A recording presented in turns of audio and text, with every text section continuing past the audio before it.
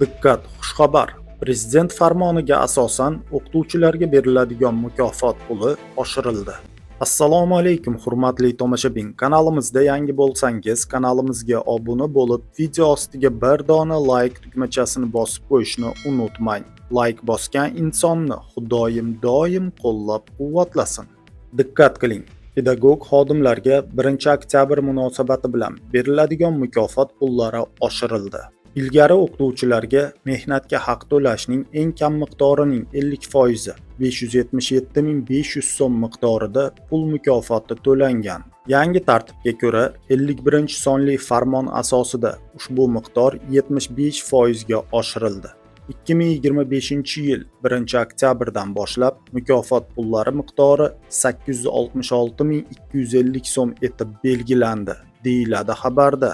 Hurmatli tomoshabin, video ostiga like tugmachasini bosib, siz u bizga qadrli bo'lgan o'qituvchilarni yangilik haqida xabardor qilib qo'ying.